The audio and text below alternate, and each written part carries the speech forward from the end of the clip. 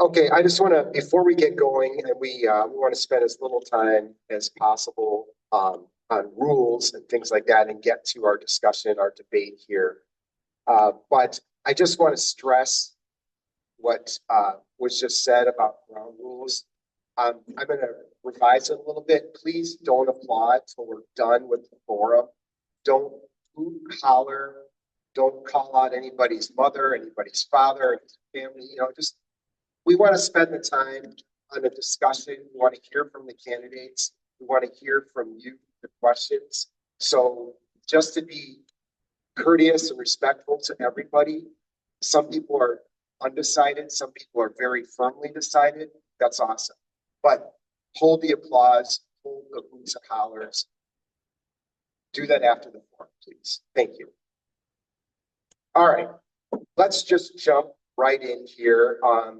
We are going to get each, just so everybody knows, each candidate is going to have 2 minutes to answer each question along the way. So we're just keeping it very consistent.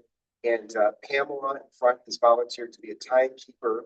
You all can't see that, but that's important for the candidates. So keep an eye on the timekeeper. If you end up getting long-winded or starting to filibuster, she will warn you. And then I don't want to be a jerk up here. There you go. Whistle. And I'll cut you off if I have to, but I don't think we'll have to. So let's get started by asking each of the candidates to introduce themselves. And we're going to start by going alphabetical order, and then at the end with summary statements, concluding remarks, go in the reverse order. So are we doing the pledge?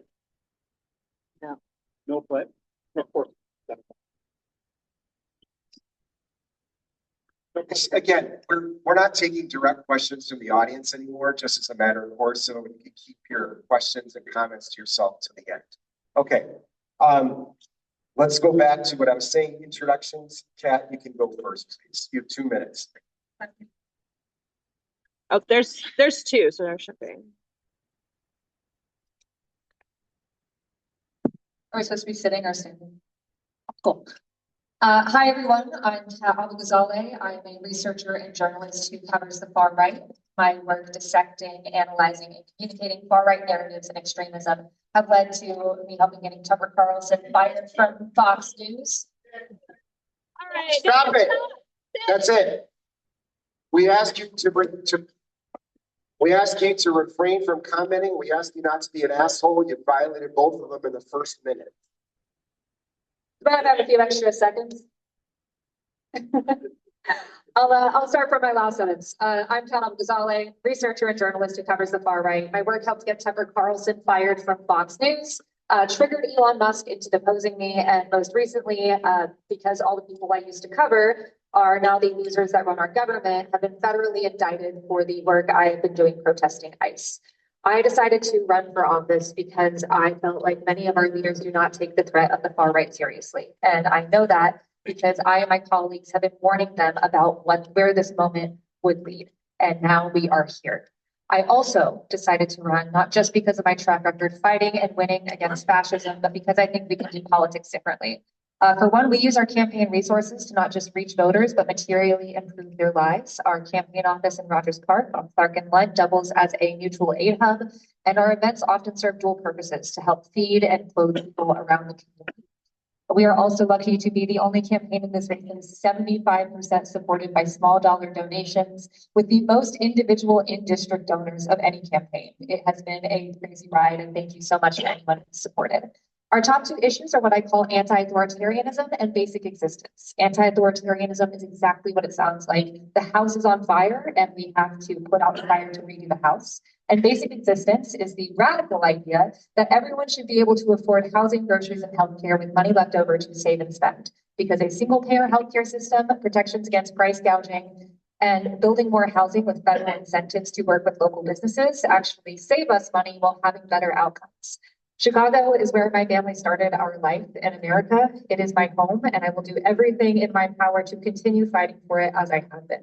I want a representative for my entire life to put everything on the line to protect us, and I think that's what we deserve. I often say we deserve good things and we don't have to settle, and that is the thesis for my campaign. If anything we talk about here hasn't answered any of your questions, please come to me after this forum. I used to cover Nazis for a living, so it is impossible to offend me. Thank you.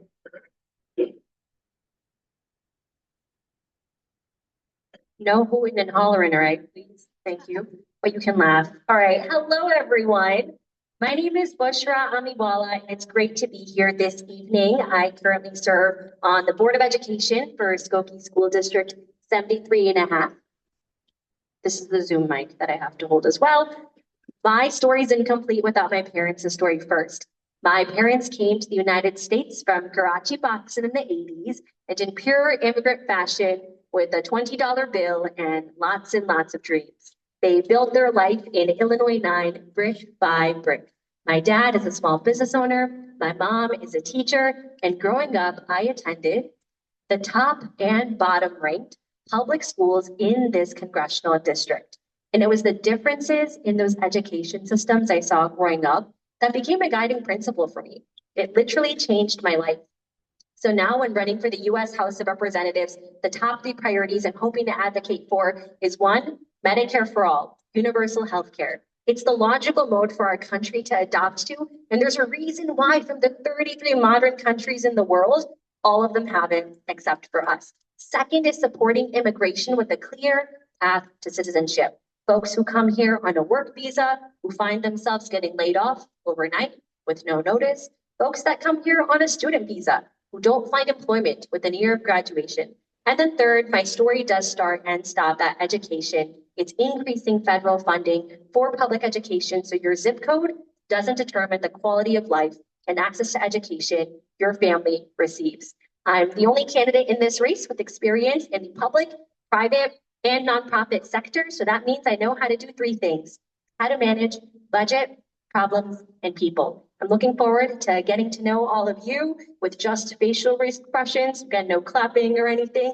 And thank you all to the Westridge Action Network for hosting today. Have great fond memories here at Warren Park Fieldhouse, including every August 14th and 15th, Pakistan and Indian Independence Day, respectively. Thank you.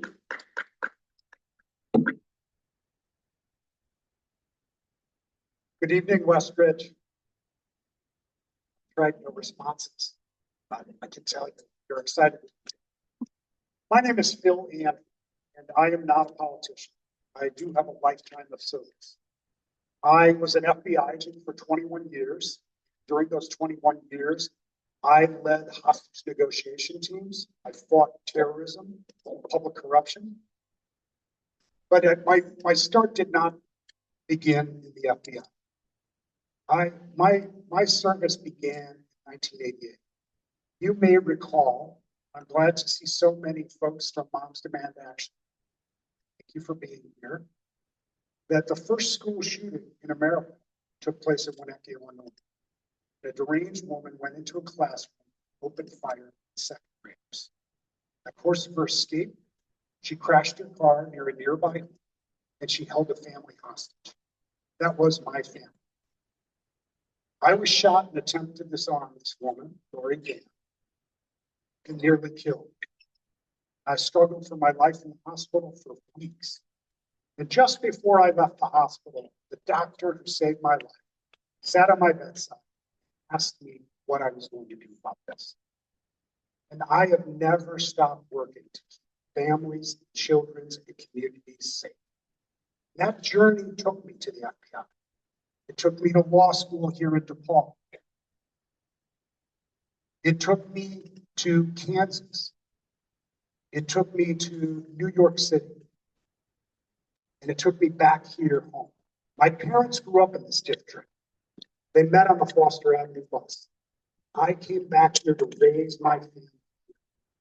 I am in this race because there is nothing more important than saving our democracy and holding this administration.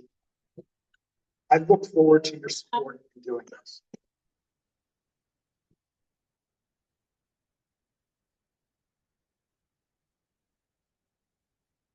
Good evening. My name is Daniel Biss. I have the honor of serving as mayor of Evanston, and I'm running for Congress to fill the extraordinary shoes of Jan Schakowsky because, you guys, we are in an emergency.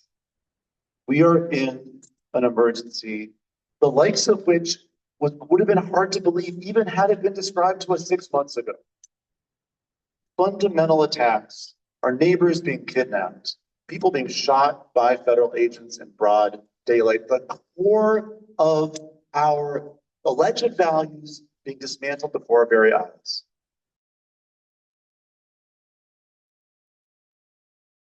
I'm running because I think there are two things that we need in this moment. We need someone who has demonstrated the ability with backbone and courage and pushing through opposition and ruffling feathers if necessary to fight and win and get things done inside a government.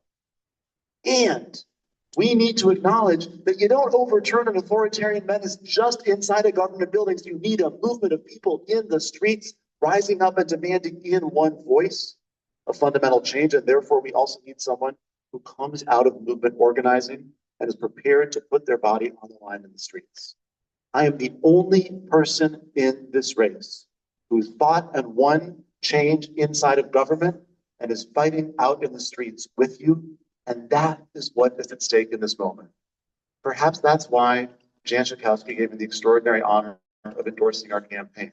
I take that very, very seriously because of what she has represented for this whole community throughout her career of service. We need someone who can follow that legacy. I am here today to ask for your support in this race and for your partnership in governing collectively to make sure we build the progressive America that we actually deserve. Thank you very much.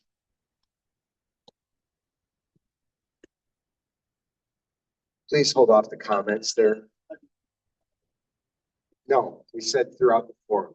Thanks. Do you want to be out? No, Then. Thank you.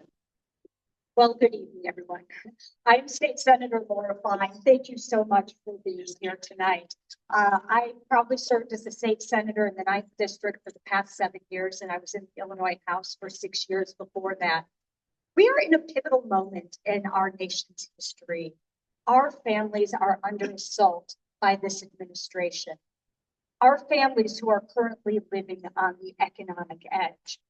I am the only candidate in this race who has taken on and won some of the biggest fights against the biggest special interests in our state and in our country. 15 years ago, when my husband was driving to work, he was hit head on. As a result of that accident, we were lucky he survived, but we were buried in hundreds of thousands of dollars in medical debt because of the fact that our insurance tried to cancel our policy. But they picked a fight with the wrong woman because I made making it right my life's work.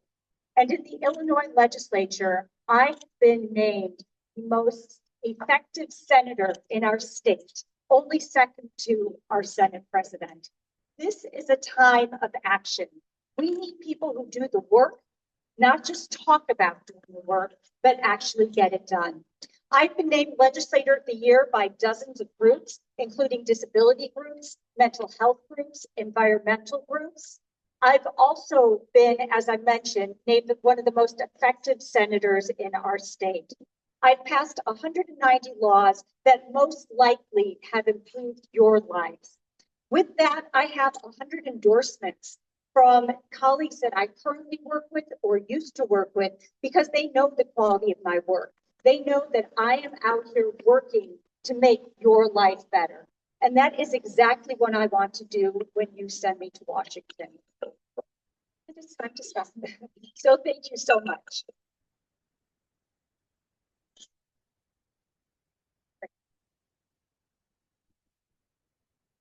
I think if you hold it, the Zoom can hear it better. How's that? Good evening, everybody. I'm State Senator Mike Simmons, and I represent this neighborhood, Rogers Park, Westridge, Edgewater, Uptown, and Lincoln Square in the Illinois Senate. And in 2021, I became the first openly gay person to ever serve in the Illinois Senate and the first Ethiopian American. And I beat the establishment when I became a state senator. People told me to pound sand when I said I wanted to represent my community that raised me. And we pulled off an upset. People said it was a fluke. Less than 5 years later, I have passed 50 bills in the Illinois Senate. Legislation that clears medical debt for 400,000 households in the state. Legislation that creates the first child tax credit ever in the state. and a whole bevy of legislation that combats the hate that is increasing in our communities and protects access to reproductive rights. I am running for Congress because I am from this community. I grew up just a mile south of here in Foster and Lincoln, the son of an Ethiopian asylum seeker that had just got to this country and an African-American mother, like so many people in our community. And I grew up in a 3-flat public housing building in that community. And I am now a proud homeowner in this community, right at the corner of Western and Toohey, fighting for and representing you in the Illinois Senate every day. I'm running for Congress to be a strong voice for this community. I'm running for Congress to be on the ground with you. I think it's important that we have a representative that is not going to forget this community when they get to Washington. And I will always be with our neighbors at the block parties, at the senior centers, at the affordable housing buildings, making sure that your voice is amplified in Washington as we fight to dismantle ICE, to make sure that we have increase in the federal minimum wage, and make sure that we protect our communities from the repressive and fascist violence that Donald Trump is unleashing on communities, diverse, beautiful communities like ours every day. I'm a product of this community. I look forward to fighting for this community, and I humbly and proudly ask you for your consideration and for your vote today. Thank you so much. Okay, thank you, all the candidates. Appreciate you, your answers. Appreciate you. So, if you all haven't realized, we're trying to juggle multiple mics up here, so we'll hopefully get it right by the end of the forum. But thanks to all the candidates for your introductions, and thank you all for adhering to the time. So at least some people in the room are trying to follow the rules. Appreciate that. All right, let's just dive right into some of the issues here and some of the things that have been talked about already in this race. It's expensive to campaign for office, especially for federal office. So can each of you tell us here, who are the sources of your campaign money? Who are the leading donors? And what does that say about how you would represent this district? Busher, do you want to start us off?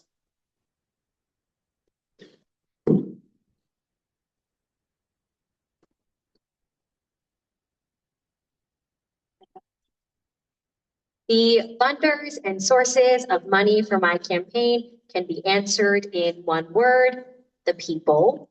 But for my remaining 1 minute and 50 seconds, I will add a bit more color and say that most of the donations that I've received, a lot of it are from net new donors, people who have never donated to a political candidate before. So when I talk about increasing civic participation, yes, voting is one thing. Yes, being election judge is one thing. But people who are financially able to give to a candidate who never have before is inviting people to the mold and the beautiful way, I guess, everywhere, and the ugly way that campaigns function. And unfortunately, unless you're independently wealthy, you have to kind of raise that money on your own. What I am proud to say is every single couples max I have earned has come from the state of Illinois, and 80% of that has actually been from Illinois' 9th Congressional District. So it's not just the people, but it's the voters.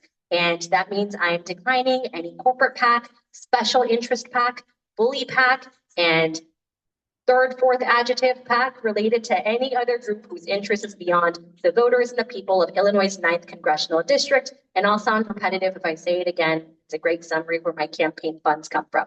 Thank you. Okay, but who's your top donor? Who are your top donors? Oh, do you want me to name the people? That'd be great. Sure. We want specifics. Oh, okay, sure. I'll name some of the people. So first is we have the Rana family. They own the Sahara Healthcare nursing home centers in Morton Grove, and they live in Morton Grove as well. We have folks in the Wilmette neighborhood. We have the Ahmed family, and we've had siblings from that group that have also given the couples max contribution. We have had let's see, I'm trying to go down the calculus, but yeah, I mean, I can name some that are smaller. My smallest donation is 50 cents, actually. So shout out to that. That came in an envelope from a 4-year-old. Thank you. Appreciate it. Thanks for the specifics. Phil, do you want to go next? And then I'll interject it. I think it's great you're all standing up. You don't, in my opinion, you don't have the obligation to do that, but proceed as you see fit. Thank you for this question. My campaign, as you might imagine, not being a politician, not having prior campaigns and donors who I have associated with in the past, are my friends and family, or you, or the people. And I have no problem naming the top 25 donors to my campaign. Are you ready for this? I'm just going to give last names. Andrew, Andrew, Andrew, Andrew, Andrew, Andrew, Andrew. 25 times. I come from a large family, in the middle of 7 kids. I was my mother's favorite, but I've started with my family. My wife and I have invested in this campaign too, because we wouldn't ask our friends and our family to do this without us putting our own pocketbook behind this. Money needs power in our political system. You know that. You know that that is what's one of the things that's wrong. It's the way that our map, this gerrymandered map that has Westridge with Algonquin. This is a map that was designed by politicians to pick voters. It's part of the problem. The money in politics is part of the problem. And in this race, there's a lot of money going around from national groups that are helping decide this race. You need to take the power back. I do have association with one political action committee. Very proud of it. The only endorsed candidate for Congress in Illinois by the Brady Pack, by Jim and Sarah Brady, who I walked the halls of Congress with in 1988. Sarah wrote my law school application recommendation. And I'm very proud that they've endorsed me. And I would be very proud if they would provide financial support, which I don't expect.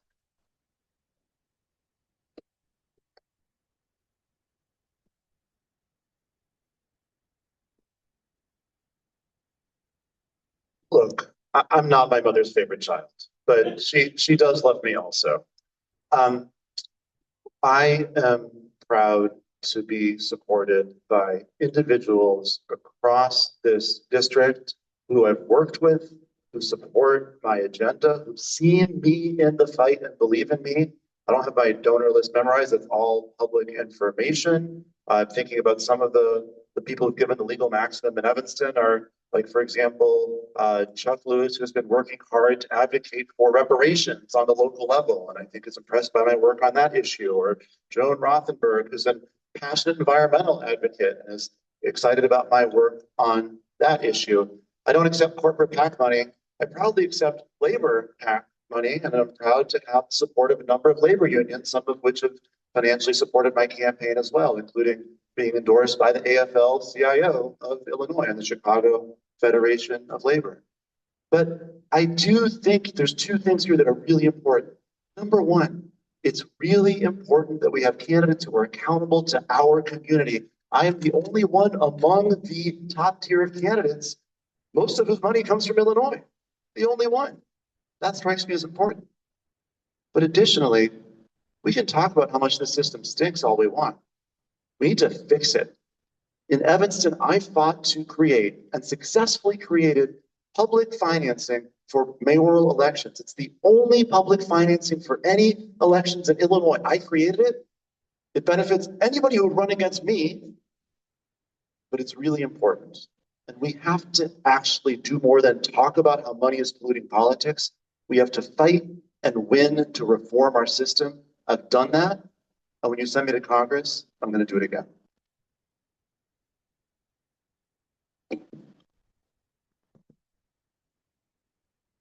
Thank you.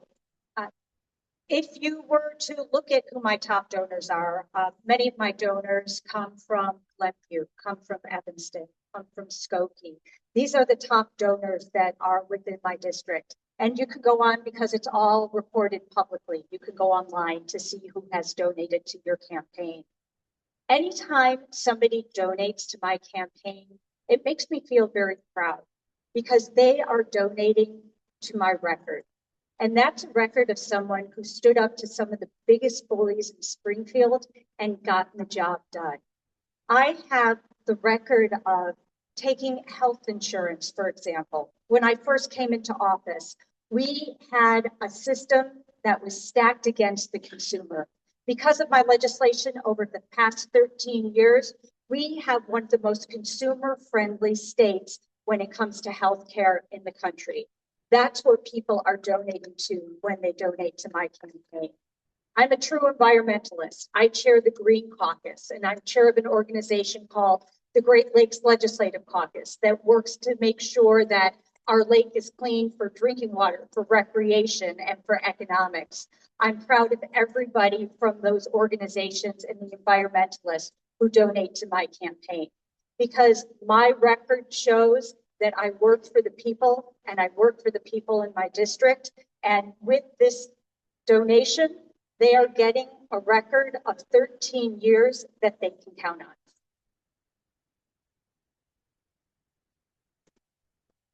I don't look like your typical member of Congress. I represent Donald Trump's everything that he's trying to erase right now in America. I'm gay, I'm Black, I'm the son of an Ethiopian immigrant, and I'm proudly from this community. And I'm an effective legislator.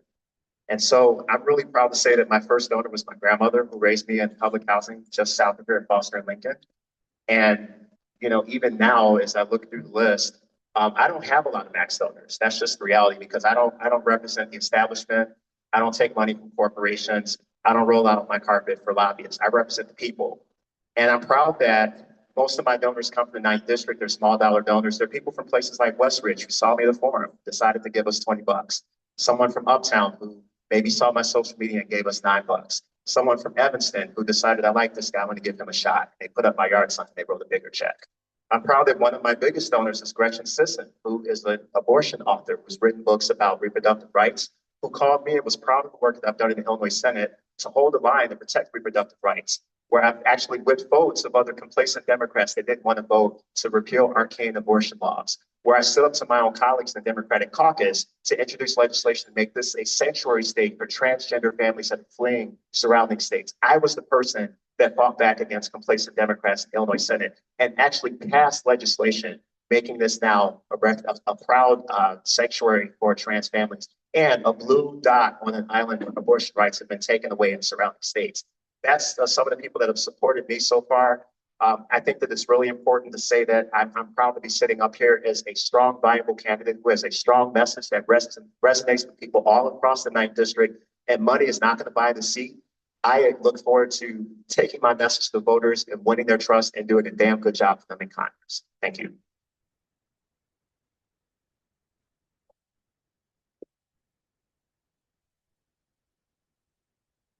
Like most of the people up here, we don't, or like everyone up here, I don't have a running list of my donors with me. I did reach into my bag to grab my phone, and my campaign manager shook her head so hard. But we are supported by over 55,000 donors with an average donation that's under $30, $29.99, which is pretty cool. We also have the most individual in-district donors of any campaign in this race. That is not the most in-district money because, we don't know a lot of rich people, but a $7,000 check and a $20 donation still equal one vote. We are very proud to be able to be such a grassroots campaign. We also have abandoned this practice called call time, which everyone, including myself up here, does.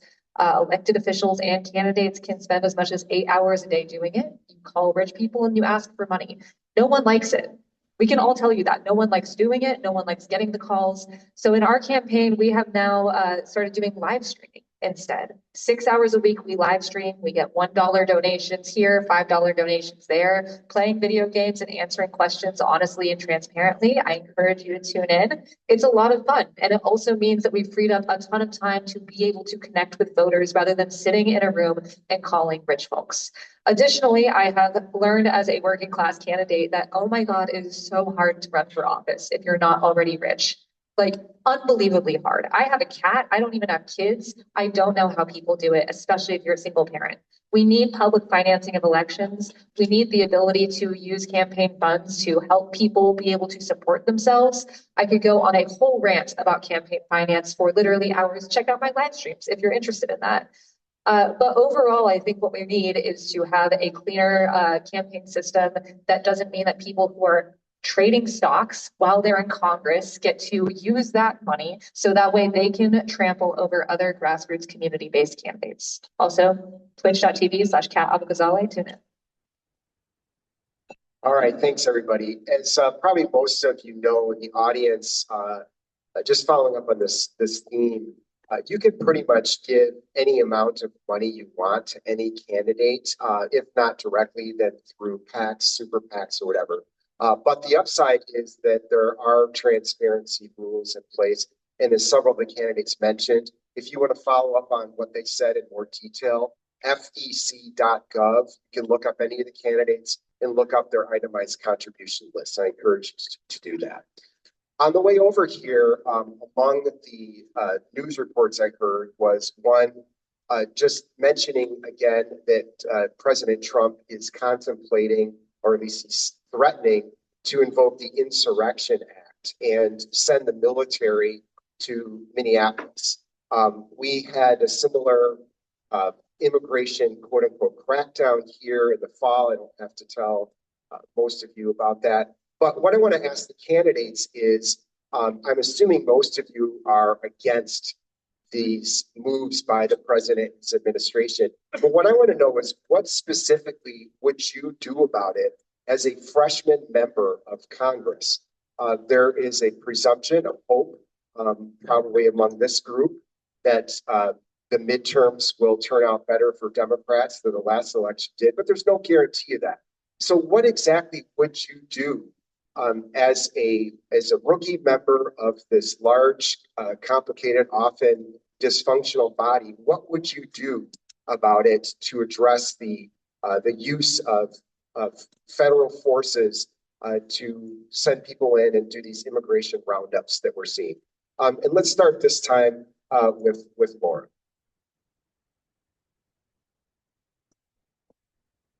Thank you. I still can't get over what I'm seeing happening in the streets of the United States. It is absolutely reprehensible that we are living under a reign of terror and violence in our streets. And I'm so proud to be in a community that works to protect our neighbors. And I'm also proud to be in a state that's standing up for what we know is right. In the General Assembly, we have passed legislation that says we need to unmask ICE. We need to hold them accountable. We need to know what their identity is. We have put in areas of protection around our schools, our daycares, our hospitals. We have also said that you can sue ICE if they violate your civil rights.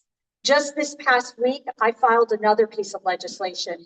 This piece of legislation says that if you are hired under ICE during this reign of terror, you cannot get a job working in a police force within Illinois, state police or local police.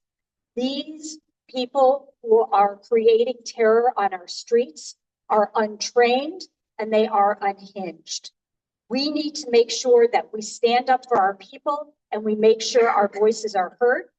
I'm one who's known to stand up to bullies, and we need people in Congress right now who's going to stand up to the biggest bully of them all and make sure that our neighbors are protected. Let's go this way to shake it up. Daniel? So the question is, what would we do in Congress about this, right?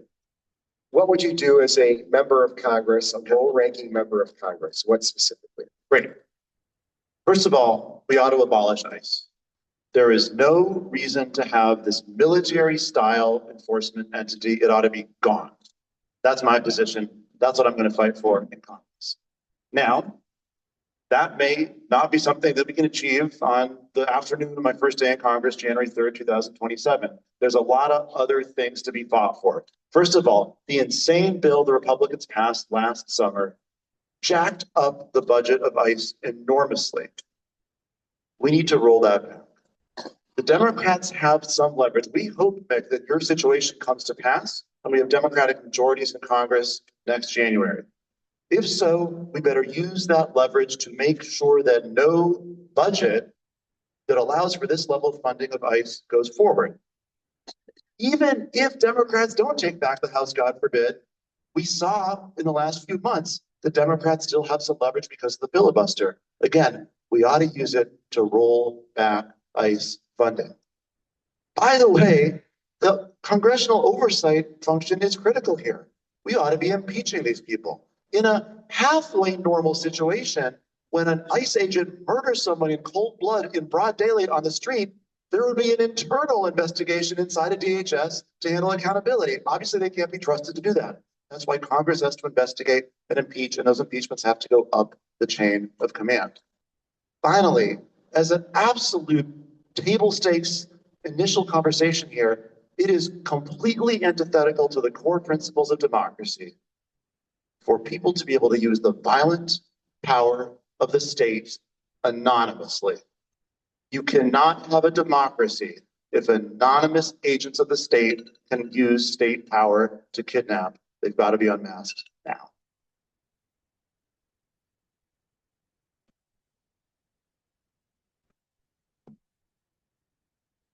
This is not the Justice Department that I worked for. This is violence and intimidation being used by an administration to really tear at the core of our democracy. And that he is also tearing at the very agencies that are there to uphold the law, to support our democracy. When I see this, I think about accountability. And the second part of our constitutional responsibility in our Congress is not just to pass bills, it's to hold accountable and have oversight. So who we send to Congress at a time with the largest potential turnover of new Congress people is going to be critical. People who have experience rescuing people from crisis, people who have experience fighting corruption and terror, which is the perfect intersection here of what we're seeing this administration do. And here's the hopeful piece of this, is that our court systems still work. That well captured, narrated evidence brought to our courts around this ICE action will provide for accountability. We need to continue to do that. For those of you that see it, for those of you that are near it, I encourage you to calmly record and narrate as if you are going to bring that to court. Secondly, the second thing that gives me a lot of hope is that we are electing people with military, law enforcement, intelligence experience, and we're sending them to Congress. In this largest class, we could be entering there. And we're not waiting to do that work then. We are organizing and collaborating right now.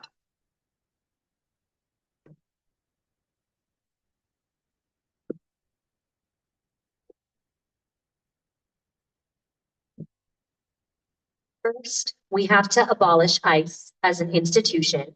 ICE as an institution was only created 23 years ago, and there was a world in which this country did not have ICE. It is unnecessary, it is racist, and it targets our most vulnerable communities and families. Second, we have to ban private-owned detention centers. There are people who are profiting off of our neighbors getting kidnapped and being disappeared and then unaccounted for. Third, we must protect birthright citizenship. The Trump administration is intentionally plaguing on people whose birthright citizenship is, means if they were born in this country, they are born a US citizen, they are American. That is something that the Trump administration is also attacking at plague. And then third, we must invest in judges. Due process is not being followed right now. We need more judges in the civil office of right now. And as a daughter of immigrants, I mean, I can't even explain how deeply personal this is. Every single time I see a picture, I see a video, it reminds me that that could have been my dad, that could have been my mom. And the murder of Renee was atrocious and it was horrendous, but that was not the first time ICE killed someone. She just happened to be white. And if that's what the turning point was for us and Americans to wake up about the Trump administration's crackdown on immigration, well, we still don't have healthcare and access to quality public schools. That is a mismanagement of funds, and it's with our taxpayer dollars. We all have blood on our hands. We should be disappointed, and those are the three things I would focus on once elected to the U.S. House of Representatives. Thank you.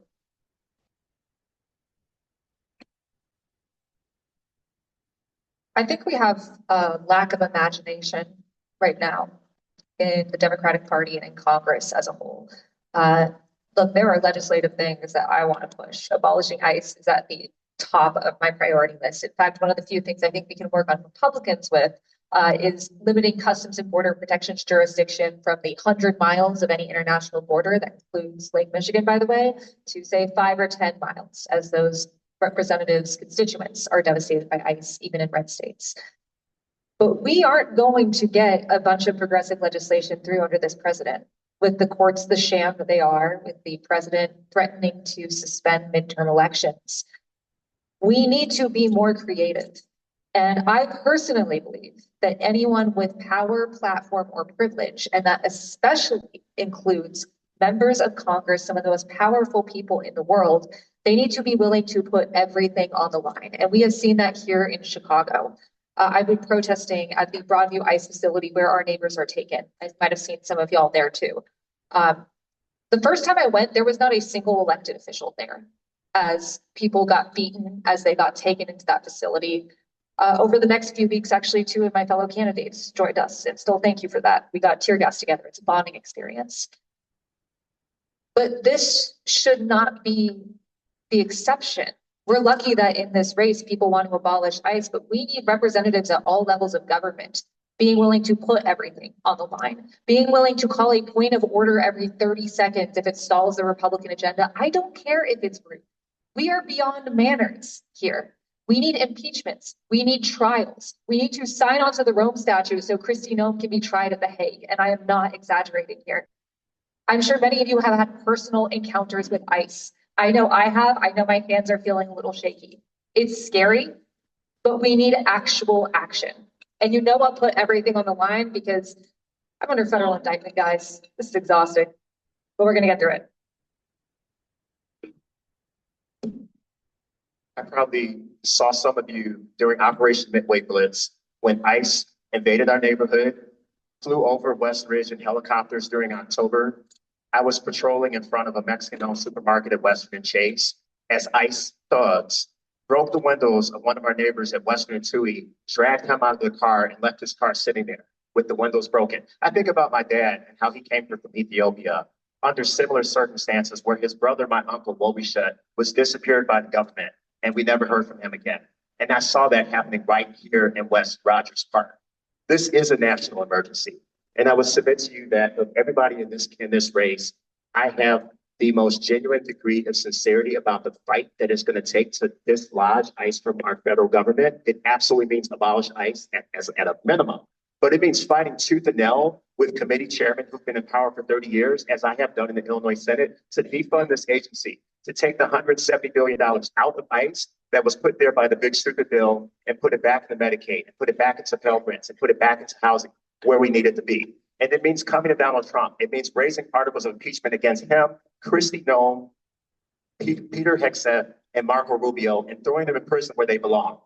That's what the fight is going to require from anyone who wants to be the representative in the 9th district, given how diverse our district is. And as a product of that diversity, and as a product of this community, you better believe that I have the passion in me to fight that fight, because I remember what they did in our neighborhood. I remember our neighbors right now who are still traumatized, our immigrant-owned businesses that won't open because they're afraid that they're going to get snatched up, is why in the Illinois Senate, I have brought forward legislation that would create a $50 million recovery fund, a small business restoration grant for those businesses that have been harmed by these ICE raids, because people need to start thinking about them before these things happen and not after the fact. And I am a legislator that has walked that walk. Okay, thanks, everybody. We're not going to spend the whole rest of the night in Washington, but there are a couple other things that members of the audience want to hear from you on. I don't have to remind everybody that there's been a lot going on in what we in America call the Middle East. I'm going to ask each of the candidates up here to tell us what foreign policy initiative in the United States would you most like to change, and how would you do it? Again, as a freshman member of Congress, what exactly would you do? Daniel, why don't we start with you, and we'll go that way this time. Did we go that way last time? I think we went that way then. We'll start with you and then go this way.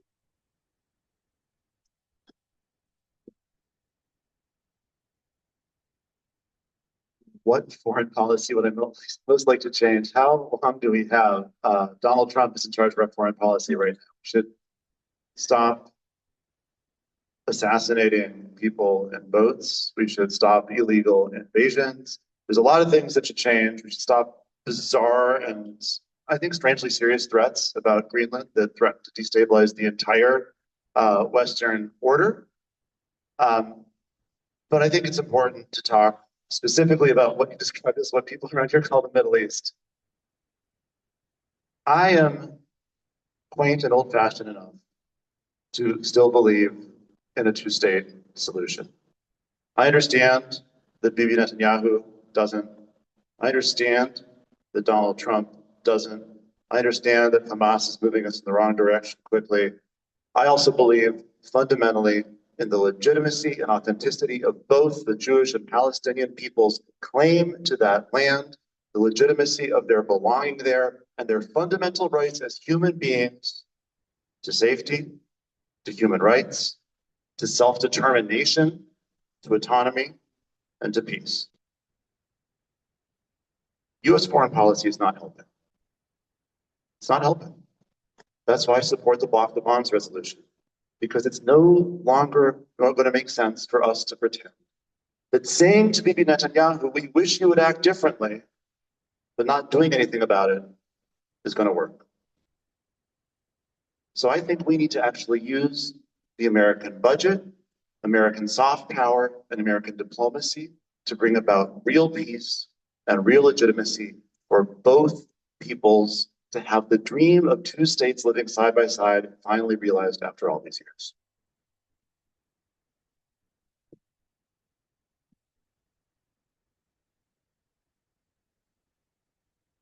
Thank you. When I turn on the TV or watch the news and see what's going on in Venezuela with, as Mayor Biss had mentioned, with the blowing up of ships or the president wanting to take over Greenland, I think to myself, why does he want to control another country when he's not doing such a great job being the leader in ours? That's where we need to step up. And that's what we need to talk about. We need to look at this military budget and see how it's being spent. Because I'm spending a lot of time knocking on doors right now. And what people are talking about are the bread and butter issues of economics. I can't tell you how many doors I've gone to where people have said to me, I can no longer afford my insurance premiums. People have said to me, I'm afraid I can't put food on my table. What am I going to do to send my child to school? I'm not going to be able to afford it. However, our government is more interested on spending money, purchasing another country, than they are really meeting the needs of people who are living here at home. I too believe in a two-state solution where people in Gaza and people in Israel can live with self-determination and safety and in dignity. But I think where I differ from my colleague is I do not believe in tying Israel's hands right now, because I've been to Israel. I've been in the bomb shelters. I've stood on the borders and I've seen the threats coming from the other side. And it's very difficult to determine what is protection and what is not protection. And I think that's what we need to focus on. Israel has been our colleague and our friend in the Middle East for 80 years, and it's important that we continue that relationship. You know, as the first generation American son of an asylum seeker from Ethiopia, I really think that the contrast between me and other folks in this field is that I have a whole different point of view on this that is global, that understands the implications of US foreign policy and what it does to people around the world. You know, we only need to look no further than an example of the new forever war that Donald Trump has gotten us involved with in South America, where this is all about colonialism and neo-imperialism in the 21st century. I can see it very clearly as a child of someone who was basically displaced from Ethiopia in a context where in the last 100 years, we saw these type of forever wars. We saw how much it cost us and how much it cost taxpayers, and how many lives were lost because of fragile men and big profits. And that is what Venezuela is all about. This is not about national security. This is not about the safety of the American people. And we need people in Congress that are going to be unequivocal in calling this stuff out and bringing the Trump administration accountable, because Congress has been very quiet as of late on this issue. I also think, and this is part of my platform at MikeSennis.org, we absolutely have to have moral clarity about the fact that there is a genocide that is happening in Gaza.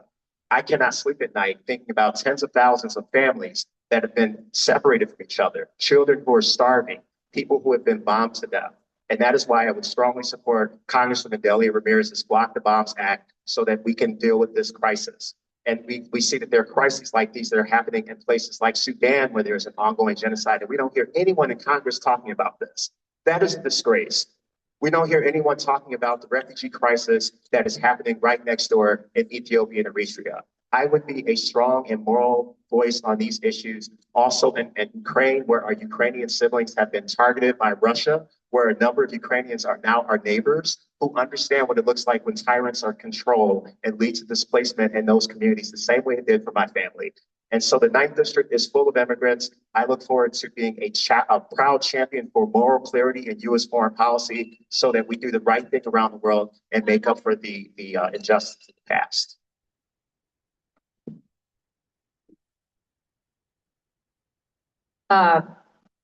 I'm Palestinian. I know I don't look like it. The blonde is a dye job, but my father is a refugee. He was born stateless.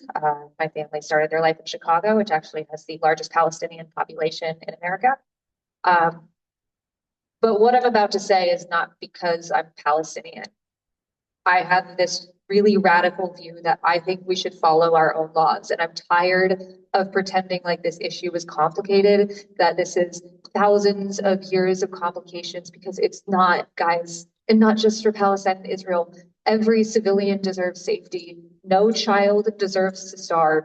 Any war criminal under any flag deserves to be held accountable for their actions. And when it comes to Palestine and Israel specifically, we need recognition of Palestinian statehood, because no solution, which should not also be dictated by America, by the way, it should be by people who live there, but we're not going to reach any solution unless both parties are able to negotiate as equal partners. I did that in less than a minute. And that's what I think we should be doing in the thing that we refer to as the Middle East. I do really love that phrasing. But we also have, created a storm of chaos, not just in this administration, but over the last 50 years, as we've invaded countries for oil, as we have been trying to expand an imperial project that never seems to go anywhere, and as we've sacrificed millions of lives, American and much more people abroad, for the sake of greed. This money needs to be going to making America better, not everywhere else in the world worse. And I also think one of the most important things we can do with foreign policy is the restoration of USAID, of ensuring that the aid that we were supplying the world with, it doesn't just help people abroad, it helps us too. When the world is healthier, we are healthier. When the world is safer, we are safer. And that will be a #1 priority for me.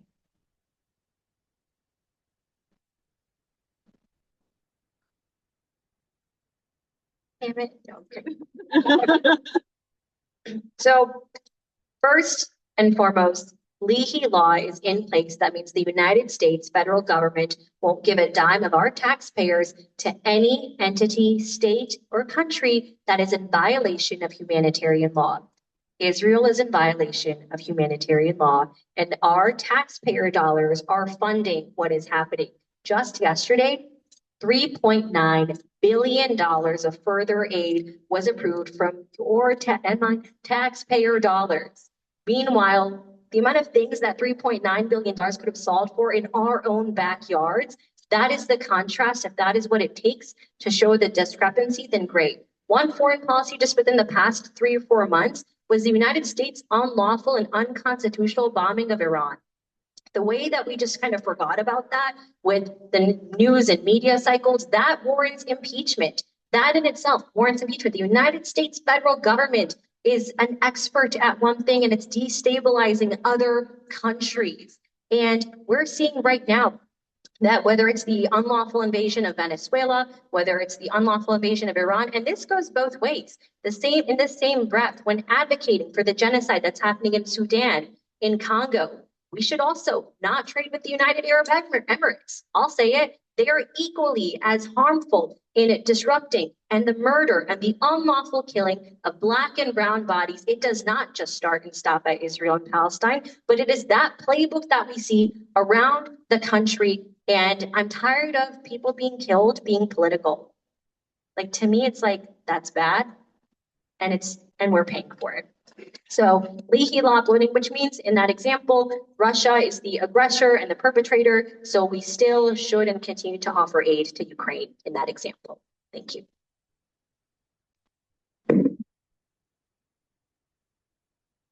I'm guided by this, by really two experiences. One, I'm a survivor of violence. I know that violence often begets more violence. I also spent 21 years working in national security and going and rescuing people from some of the most dangerous places in the world and working to build teams, alliances with foreign governments, with other agencies. And what I'll tell you, and to answer the question, what can we do as Congress people? Again, you need to arrive with a plan. As a single congressperson, a single voice, you're not going to have much influence. But arriving in Congress with like-minded Congress people who have a vision for peace. And that's what this is missing. Our world leaders, wherever they lie, are not leading with a vision of peace. And the United States has lost that mantle. We have retreated from every major international body that influences peace. We've been kicked out of the UN temporarily because of our unlawful acts. We are using the same strategy that we are using right here in this community to threaten Black and brown communities. We are using that same strategy abroad. Violence and intimidation. It's no way to foster peace. And it's no way to gain any kind of mantle of influence for the problems that we do need to address. Climate change, global economies, free trade, healthcare. We are wasting and squandering billions of dollars on things that produce nothing and create pain and suffering. The only way to rein this in is to win this midterm election, send people who will coordinate a strategy to hold this administration up. All right, thanks, everybody. We could spend and should spend a much longer time on the United States' place in the world. But there are a bunch of other issues we want to touch on here. You have questions about.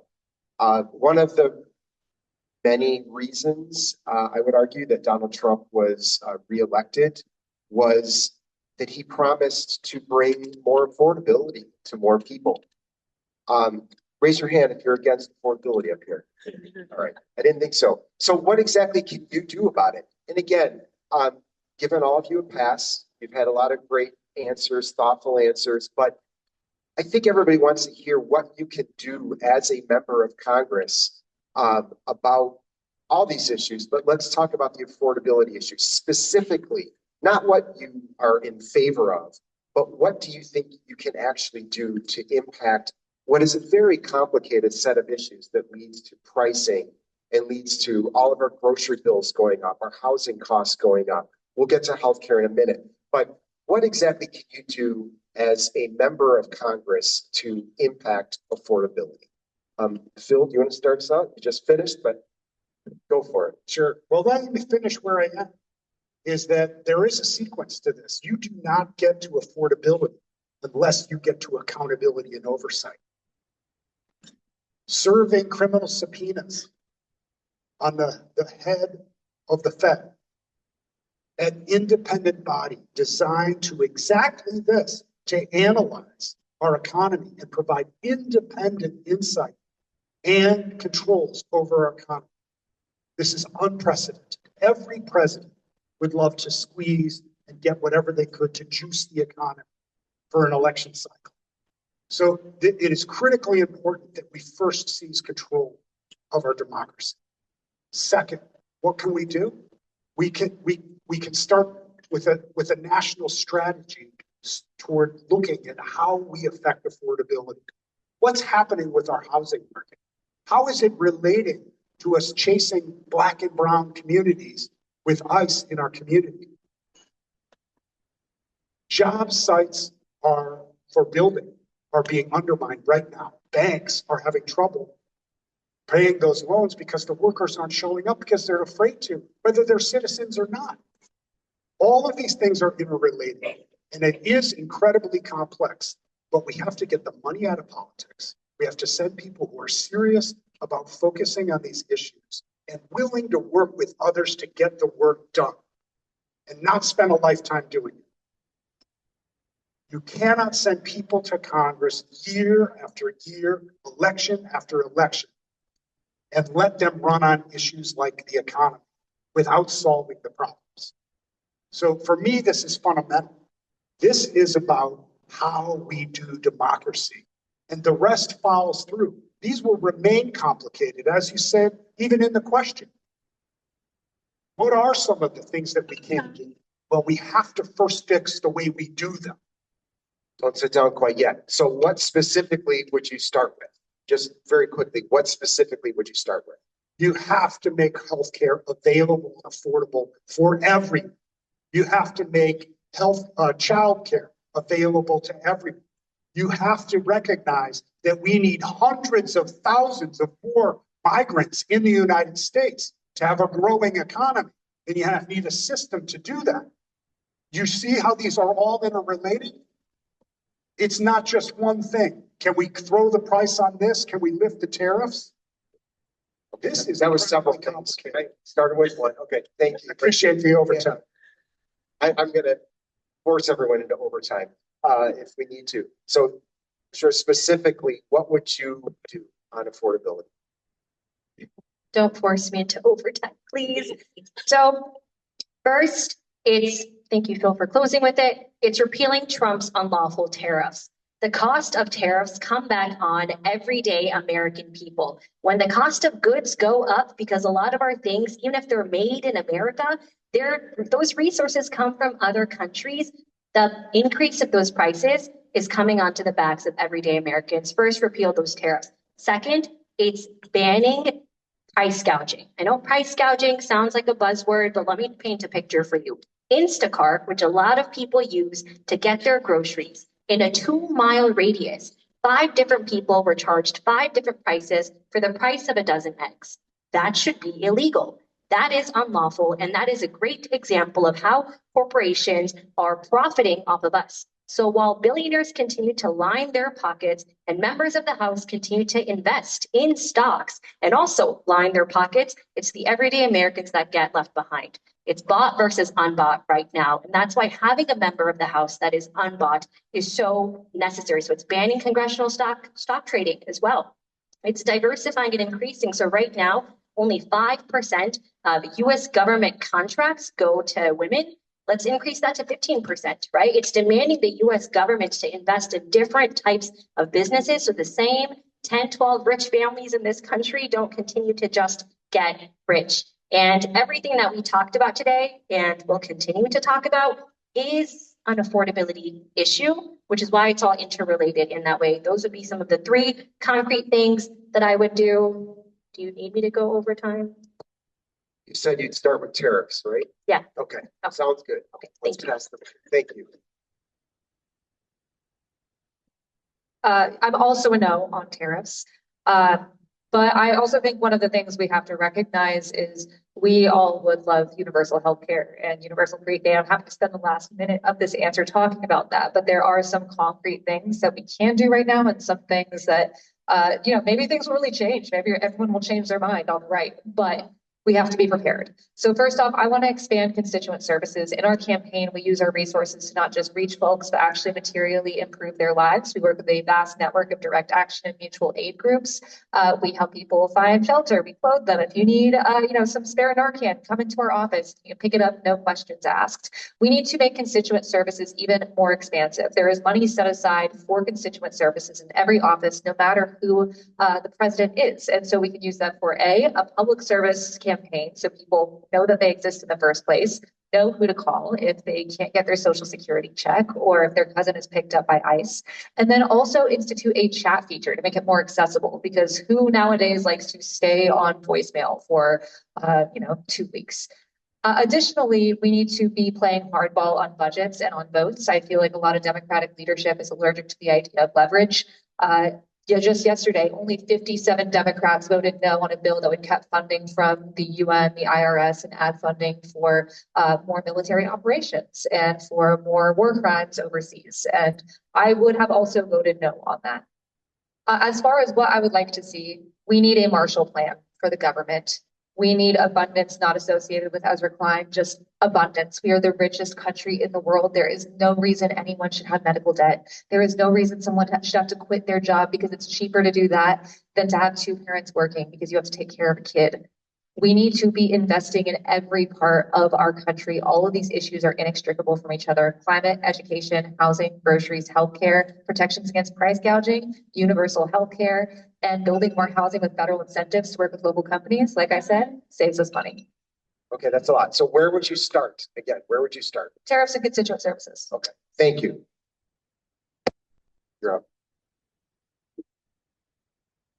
I just think about growing up in public housing just a mile away from here. And I think about my mom staying up late at night as a single mother, trying to make undignified decisions between paying for rent to keep her salon open in Rogers Park or buying healthcare for her two kids. And I don't think that's right in our community.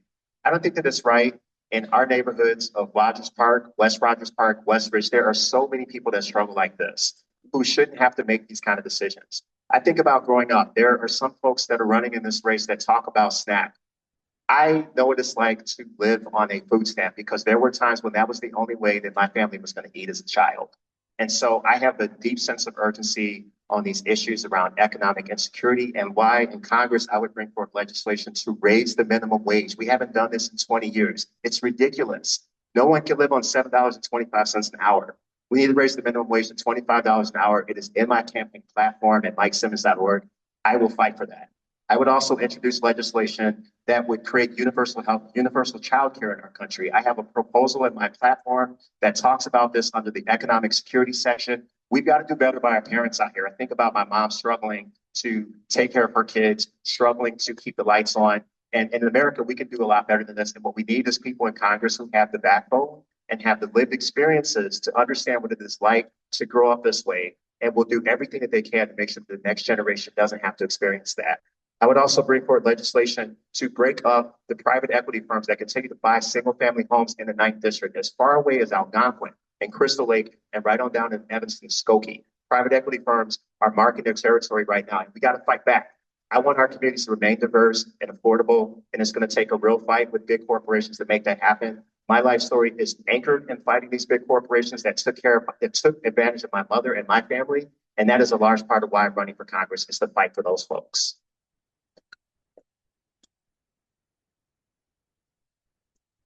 Thank you for this question. Economics is the bread and butter issue.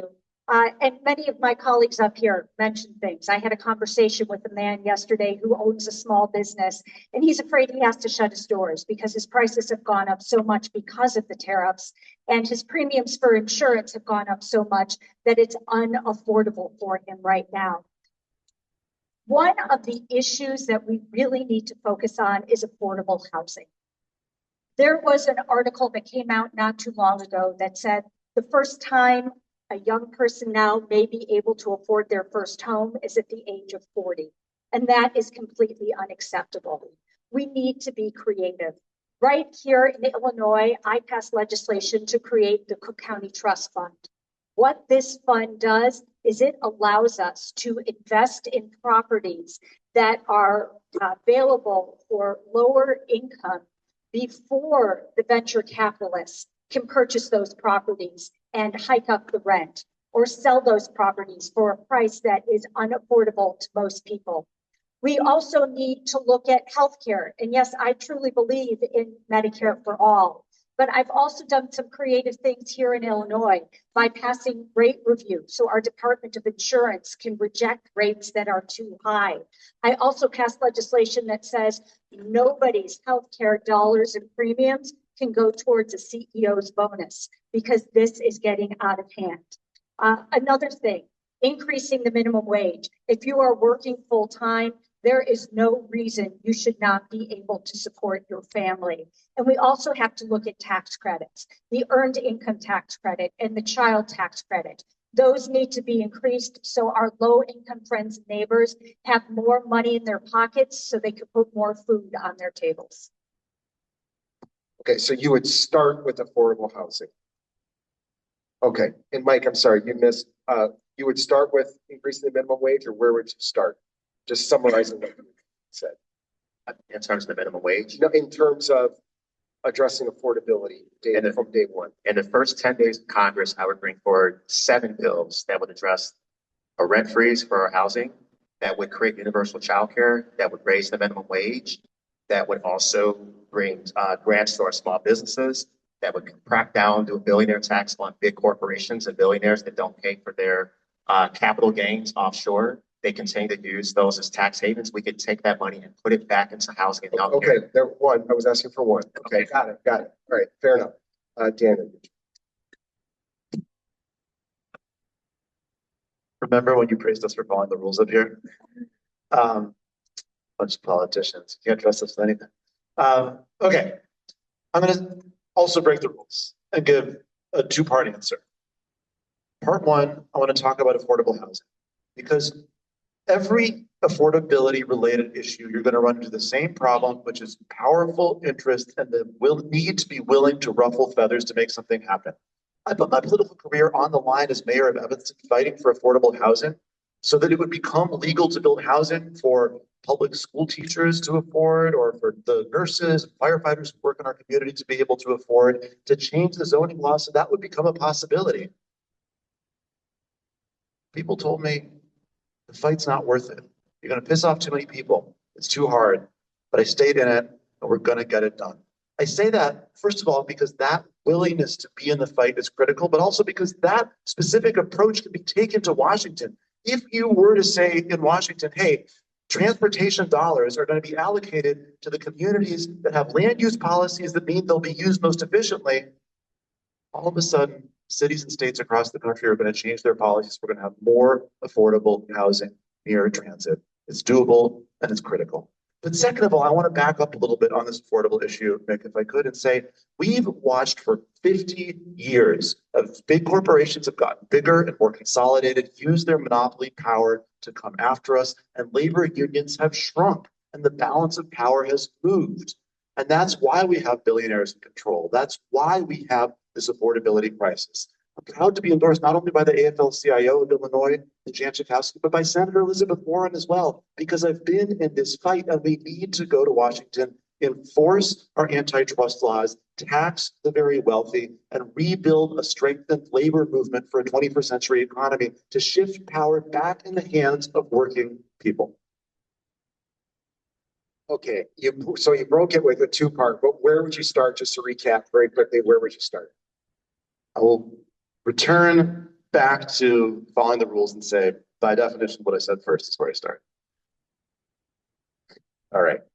I've heard a lot of people talking about America has lost its ability to talk to each other civilly, to work together, to collaborate. I've also heard a lot of people saying, to hell with that, those guys are fascists, we need to stand up with fascists. And I've heard a mix of this tonight on this stage. So what I'm going to ask each of you is, working with Republicans when you're in Congress, are you in or are you out? How would you do it? And specifically name an issue that you would or you would not absolutely work with Republicans on. Let's start with you, Daniel. I will always work with anyone to move forward policies that improve the quality of life of people who I serve. That's literally our job. So I'll give you an example of an issue that's really important to me where there may well be opportunities to work across party lines, right? I get it. There's issues where there aren't. There's issues that have become hyper partisan, and I don't want to pretend otherwise. I'm not going to persuade conservative Republicans on abortion or climate change. But look at issues like, for example, the regulation of social media. That's a real problem. We are seeing the ways in which information travels, the way in which attention is monetized, the way in which people relate to one another, the fracturing of society, the erosion of social capital. We are seeing it rock the core of how we organize ourselves as a society.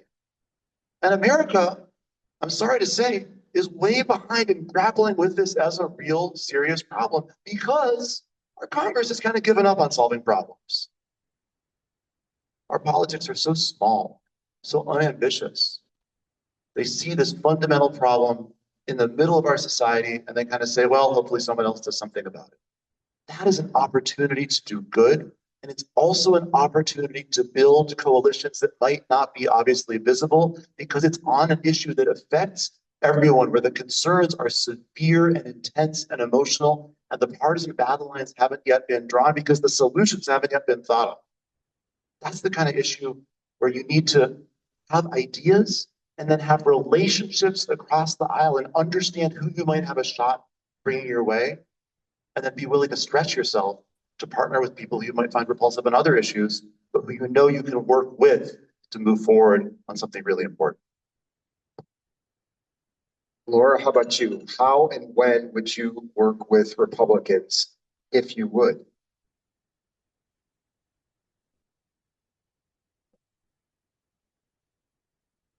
Wasn't intentional. Comes. Bedtime. Thank you.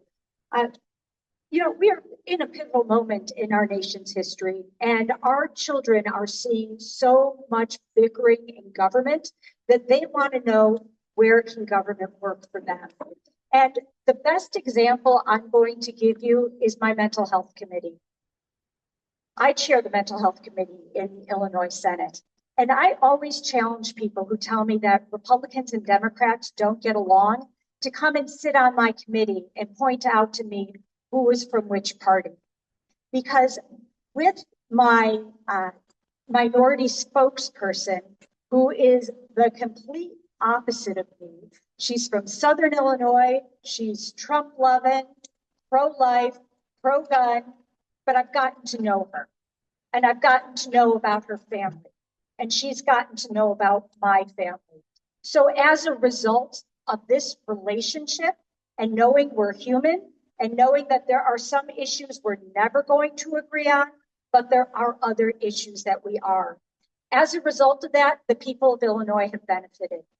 I've been able to pass some of the most powerful mental health parity bills in the entire country because we have been able to get along and get it done for our people within our state.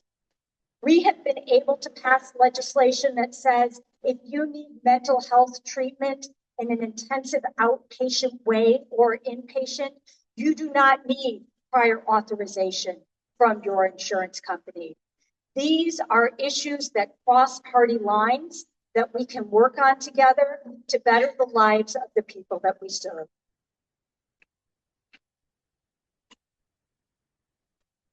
I think this is a really important question. Congress is a broken institution because so many people are so concerned with punching someone in the mouth and getting likes and not solving real problems for people in our communities.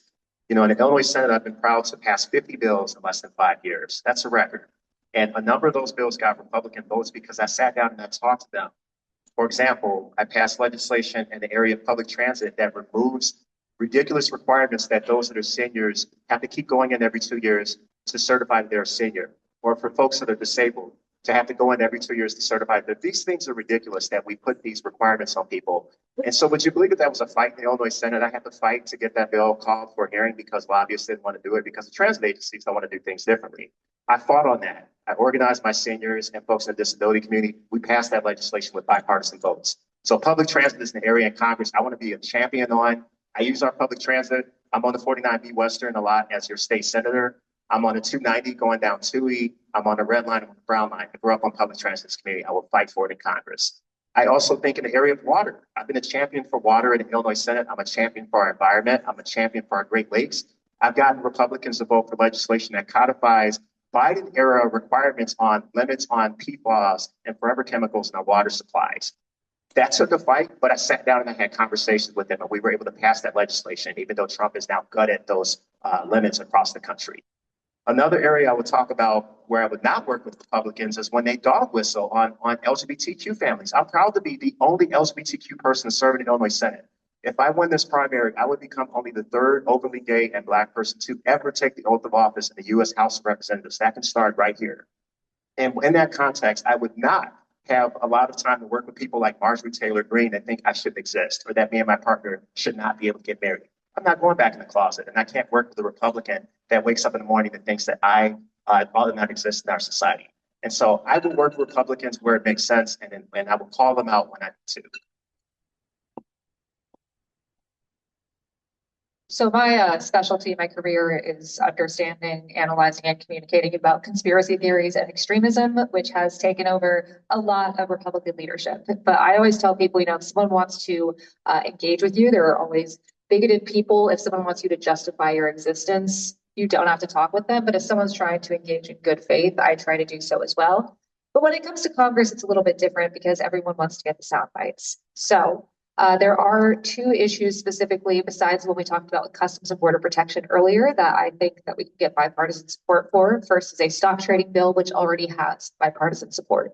But I also want to spearhead AI regulation at the federal level. There are currently 0 federal regulations for artificial intelligence, and it is devastating our society at all types of levels. Our kids are being used as guinea pigs for AI models. I think that we can also not only take that out of schools, but when your phone asks if you accept cookies when you open Safari, forcing companies to ask users to opt in to their data being used to train large language models. Also the Make Polluters Pay movement, which is very big in Illinois. I think we should be applying that to AI data centers as well, and ensure that we have more laws to protect the work of artists and likenesses of people, like the No Fakes Act.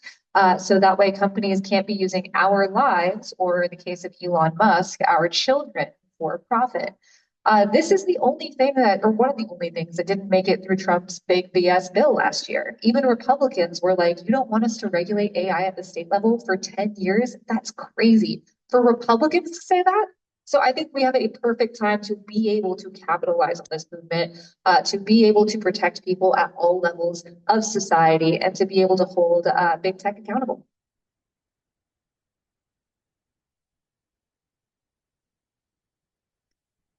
So I've knocked doors in Uptown and in Crystal Lake, which is about 70 miles apart. And even though it's mostly been in the Democratic parts of those districts, it's a Democratic primary, may as well be knocking and talking to those that are Democrats and Republicans, right? That is how different some of the thoughts, opinions, and beliefs are. And I found that the what of what everyday Americans want is actually the same.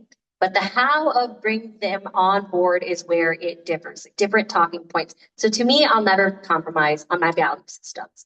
I will always be someone that stands true. What Republicans call illegal aliens, I call my neighbors, right? While Republicans are obsessed with a woman and what she does with her body, I believe in a woman's right to choose. There are some places where that compromise just fundamentally cannot exist. But I would never want partisanship to get in the way of progress. And I'll give you the Marjorie Taylor Greene example. Yes, she's anti-Semitic, she's homophobic, she's Islamophobic, but we saw her stand up to demand the release of the Epstein files, one of the only ones from her party affiliation to do so, right? We saw her vote for an amendment that would prevent further military aid to Israel. That, in an example, is something that I would be willing to do as well if it's not popular within the party. What I would work with Republicans for is, one, it's increasing options for public funded education, not only the K through 12 level, but college education, trade school. We see that the Republican Party wants American first workforce. Great. Let's invest in a pipeline to help make that happen, because we're in the worst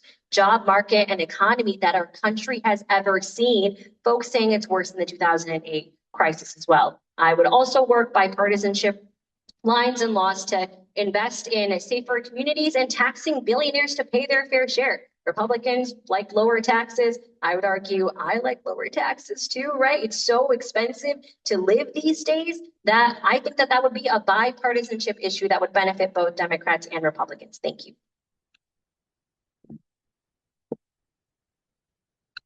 I've got a unique skill set when it comes to negotiation. As a hostage negotiator, I've worked with people who have fundamentally disagreed and have a very different idea of what the outcome should be. In the most dire of circumstances, when life has been on the line, I have managed to still bring peace. I run a consultancy called PAX Group. That's peace in Latin. We have folks from conservative, liberal, gay, workforce, military, intelligence, psychiatric, and counseling backgrounds, all on one team to be able to respond to other people's crises. What we have going for us at this moment is our diversity and our humanity. And if we don't see that in each other,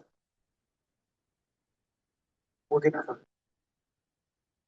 So we have a saying in crisis and hostage negotiation that these skills are learnable, trainable, and perishable. In our political system, we have seen them perish. Congress is more divided than we are. There's some reasons for that. It's this crazy map, it's the money in politics, and it's who we send. People that want to run on problems and not solutions. People who want to make money there that shouldn't be. They should be going to serve and not traded while they're there. So what can we do about this? Well, one, it is that ability to just sit down and listen and really try to understand someone when they come from a different vantage point. I have the skills of doing that when the temperatures are at their absolute highest. And I intend to bring those to Congress. And I intend to bring those even before I get there because I've been doing it my whole life. Thank you. I think we've got time for two more questions and then we'll have closing statements. And I have, for those of you who have submitted questions, I've tried to address the themes, if not all of your literal questions here. So I appreciate you submitting them, and I hope you've at least had them addressed in some way, if not exactly the way you wanted them asked. But there's been a couple of questions here about the attack on trans people and trans rights. And I wanted to ask all of you about that. How would you respond to this assault on just anything having to do with trans people, really? In part of that, I want you to address what I've heard some Democratic veterans in particular saying, like Rahm Emanuel, that Democrats have been baited into talking about this issue, not we, I'm not a Democrat, I'm a reporter, but we as this group here, these are Democratic candidates that members of the Democratic Party have been candidates that baited into this. This is a social dividing wedge tactic. How do you feel about that? And what should you do as a member of Congress? Where have we not started in a while? Laura, do you want to start this one off? Thank you. I'm a parent. As a parent, we love our children. And the fact that we have an administration that is using our children as a target to create divide and create hate is completely unacceptable. It is beyond our value system. We need to stand up. We need to make it stop. What I have done in the General Assembly is allowed for transgender residents in the state of Illinois to change their birth markers on their birth certificates so that now their driver's license, their birth certificates, and the social security cards can all be in line together. However, the Trump administration is trying to overturn this. And so I'm hearing from transgender people within my community who are afraid to travel and afraid to leave the country because their driver's license might be different than their passport, and they're afraid they will not get back in. I am filing a piece of legislation tomorrow that would give the opportunity for people to have an enhanced driver's license. That enhanced driver's license would allow you to travel to Canada, to Mexico, with this particular driver's license, so you do not have to live in fear of not being able to get back into the country. We need to make sure that our friends, our neighbors, our children have a life that's filled with love, respect, and care. And that's the bottom line on this issue.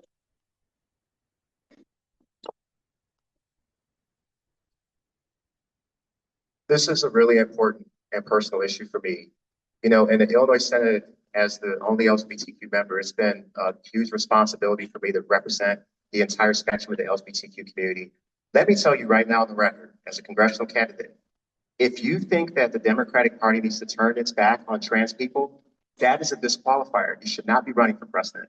You are part of the problem. And I can't work with any Democrat or any Republican who dog whistles on trans families, and especially trans youth. The bullies, the gall of grown men in elected office who beat up on trans youth, they should be thrown out of office. And in the Illinois Senate, I've been proud to both be able to work with Republicans to pass legislation to get sanctuary status for Illinois and to get health care for LGBTQ families. I've done that work in the Illinois Senate, but I've also pushed back on Republicans. When I was trying to get legislation passed to get gender neutral restrooms in Illinois, one of my Republican colleagues threatened to beat trans people up if they ever used a gender neutral restroom. What a shame. And Democrats were silent. They sat on their hands during the floor debate, and I got up and I addressed the presiding officer, and I went off. And I defended my trans neighbors and my constituents, and I read the comments that came to me in mail from the parents of trans youth in my district. And I can tell you in Congress, I'll be an outspoken voice for all people who are targeted by hate, by trans people, by LGBTQ people like myself, and all the others that bullies like Donald Trump have made a whole career out of targeting and making us less safe in our society. And so that is where my heart is on this issue. We need people in Congress right now to do the right thing by all Americans, whether you're trans, whether you're a veteran, or whether you are a trans veteran. You need your member of Congress to be fighting for you and stopping the bullies. That's the work that I've done in the Illinois Senate, and that's the work that I would do in Congress.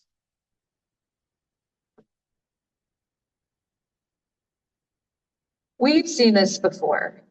Every authoritarian regime of the past 100 years attacks queer people, visible minorities, and Jewish people first. The Nazis, when they took power, one of the first things they did was burn down the Library of Gender and Sexuality in Berlin. That was one of the, I mean, let's be real, it's 1930s. It's not a great time to be queer. But that was one of the only safe havens in the world for people to truly be themselves. I watched in real time as Fox News and a bunch of right-wing media pundits tried to find the new thing to stick. First, they tried with critical race theory. They still talk about it a little bit, but not nearly as much as they did. DEI, which of course is devastating, particularly Black women in the workforce. But trans people have been their focus. Painting trans kids especially as villains. It's abhorrent. It's bullying. And any Democrat who says we should be ditching trans people for kitchen table issues, guess what? You're not a Democrat. And guess what? Trans people have kitchen tables too.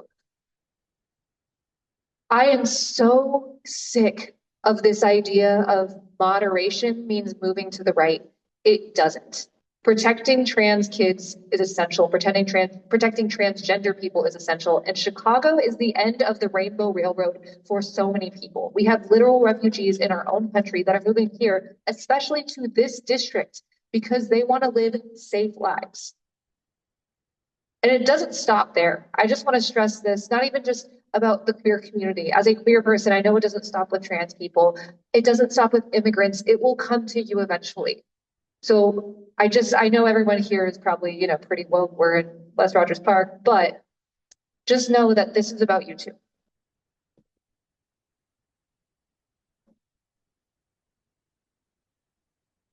To summarize, trans rights are human rights, So if Rahm Emanuel says that's Democrats taking the bait, I'm glad Democrats take the bait to protect human lives, and I'm proud to stand and do so. So we're seeing right now that LGBTQ youth and trans youth are 75% more likely to suffer from suicidal thoughts and depression.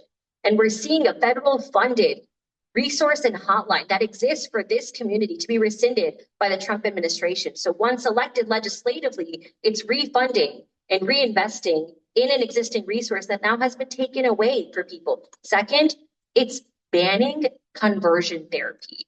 The fact that that still exists around our country, where you have trans youth or trans people sent to therapists whose literal job it is to talk you out of what you are thinking and believing, that should be illegal. That should be a violation of HIPAA, and that should be a singular reason why your status as a whatever gets revoked as any healthcare medical practitioner. The things that people do with their bodies is between them and their medical providers, and that is it.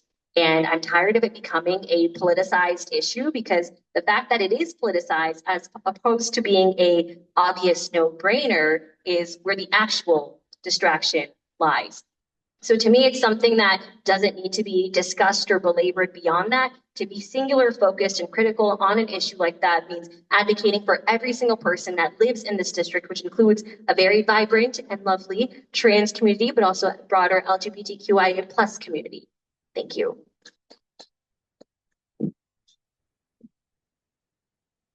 Let me first We say, made it this far, so, you know, come on. I thought that was for me. Let me first just say, I'm sorry. I'm sorry to our trans community that we have not done enough. We have not paid enough attention. And I am sorry that you feel abandoned by the Democratic Party or some of those in it. We have a byline for PAX Group. Our saying at PAX Group is safe people thrive. Safe people, whatever people you are. If you're trans and you don't feel safe, we are not doing enough. If you are in any minority or disadvantaged group and you don't feel safe, we are not doing enough. I am so proud to live in a district and live in the Chicago area and live in a state that makes this a priority. And in Congress, I will make sure that we have your back. That your humanity is our humanity, that we celebrate our diversity because it makes us strong. Thank you.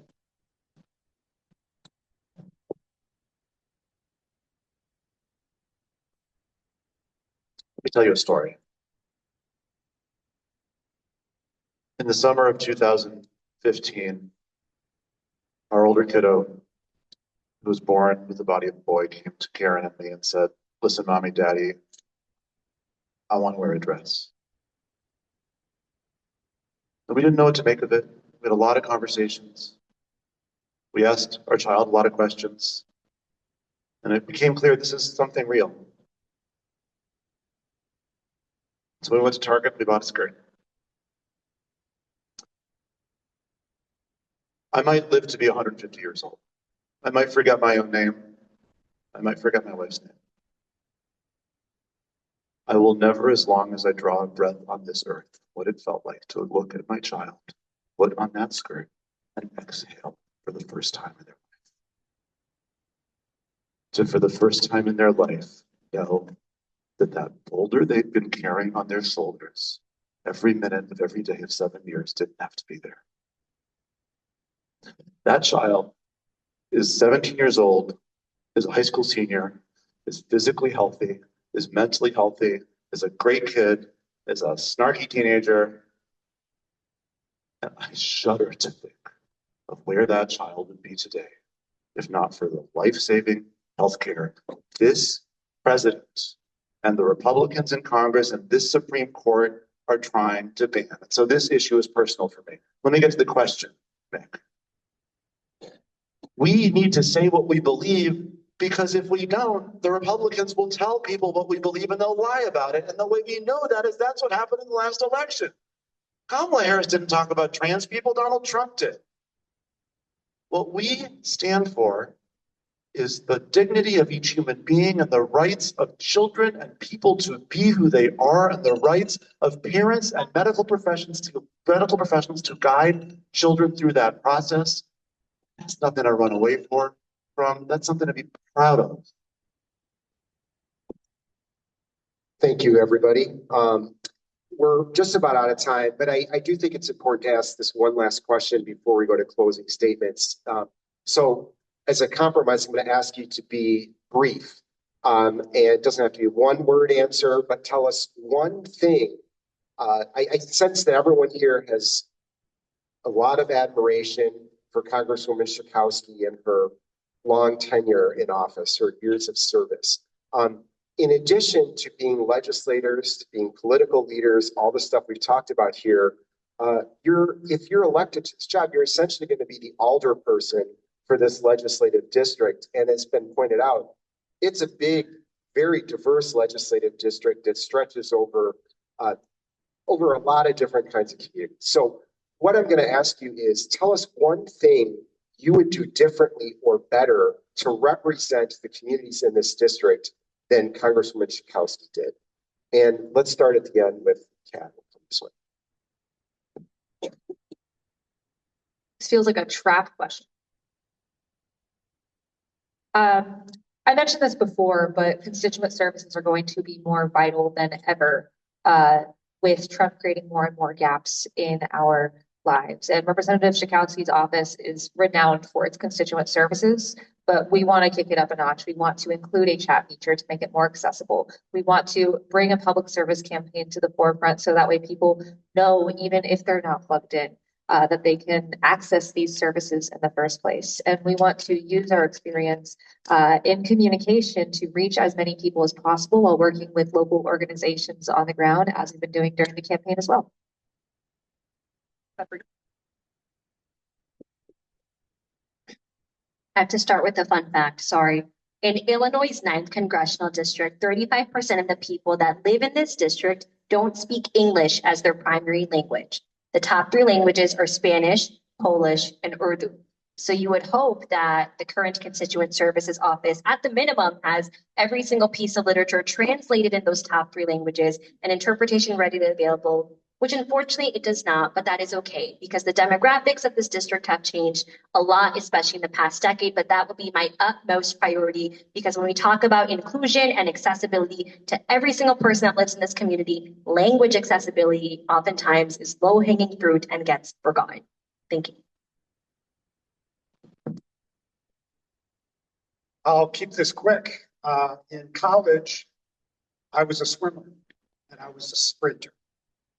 And what we need right now is someone who's going to go to Congress and work their ass off. 100% full tilt, January 2027, getting down the street on Pennsylvania Avenue into the halls of our agencies and right this ship. I'll tell you, I'm going to sprint and I am going to break the curse of the 9th Congressional District. I'm not going to run for a lifetime. I will give you 4 or 5 terms of my absolute best effort. You are not going to find me anywhere else on the ballot. I'm not going to run for any other political office. I'm not going to run for central committeeman. You won't see my name anywhere else on that ballot. I am going to be sole focused on serving you and righting the ship. That's going to be the sprint. And I'll be gone by 10 years.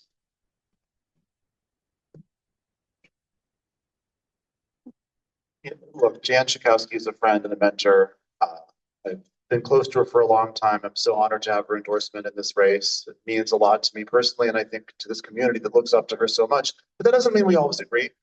I think the most recent serious disagreement we had was on the question of whether or not Joe Biden should stay on the ballot in 2024. I thought he should, and she thought that he should. And that's what I bring to public service. Even someone who I look up to, who I admire, I'm willing to disagree and push back, fight hard for what I think is right.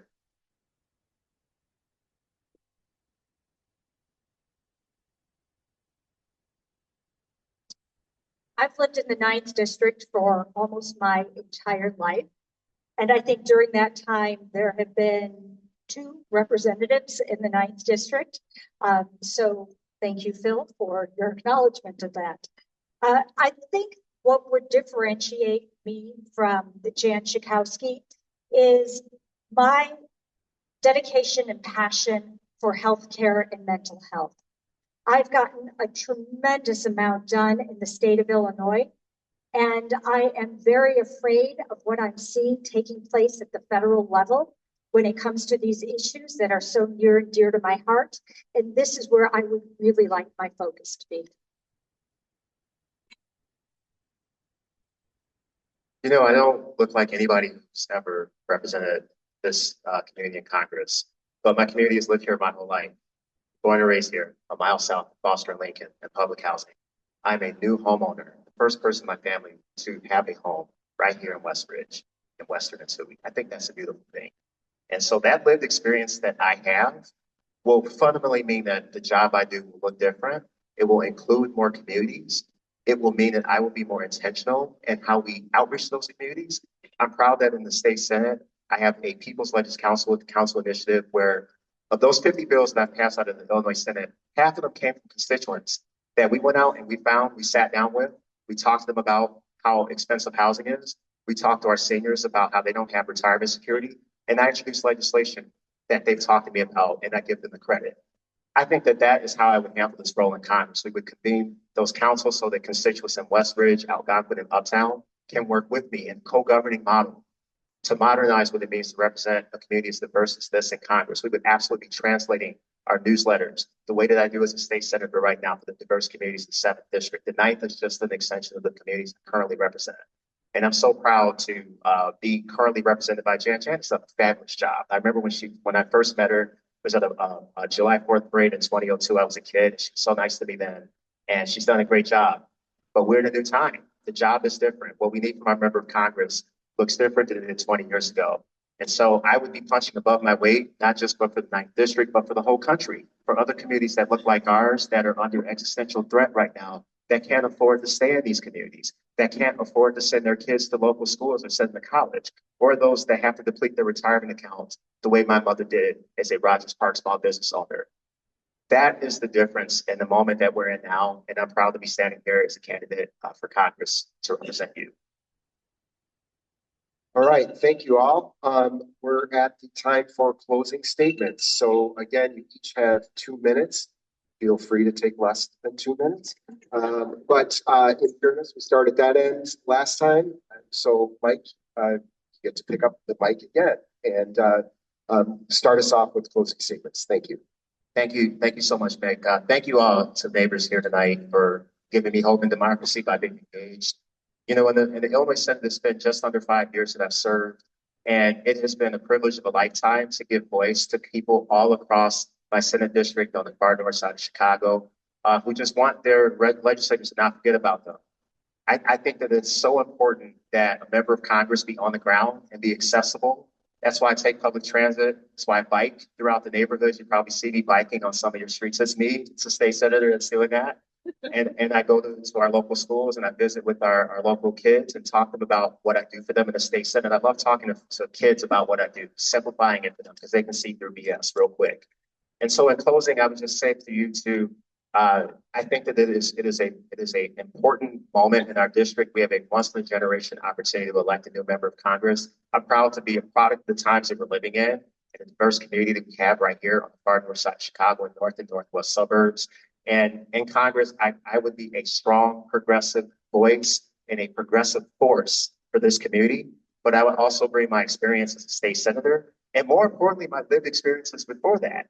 And the types of systems my family has had to navigate, whether it's talking about healthcare, retirement security, or just feeling safe, bringing those experiences to Congress to represent nearly 1 million people that live in our district right now who are being targeted by the Trump administration every day. My name is Mike Simmons. I serve as a state senator. I'm running for Congress. I don't look like your typical member of Congress. I invite you to go to mikesimmons.org. Look at my platform. It's 22 pages. I wrote most of it myself, and it speaks directly to the issues that are happening right here in the 9th district. And I encourage you to come talk to me, ask me questions, tell me what you think. And I look forward to getting to know you and hopefully serving as your next member of Congress and making this community proud. Thank you. I want to first thank the hosts tonight for this really engaging conversation. This is democracy.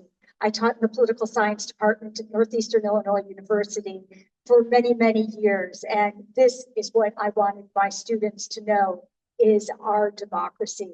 I also want to thank everybody here who's still awake. This has been a very long night, but a very interesting conversation. This race is extremely important.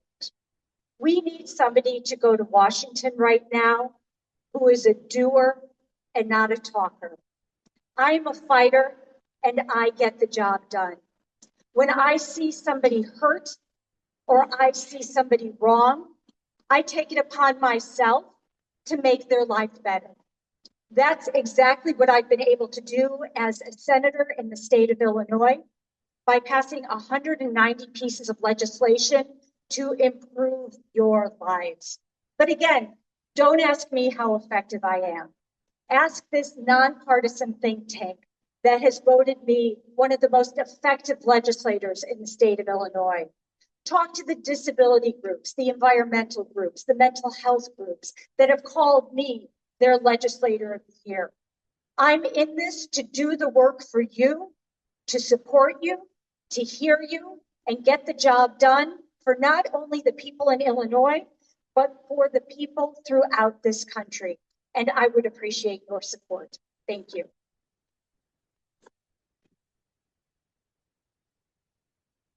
Thank you for your discussion and for your engagement in working together to build the society that we so badly need.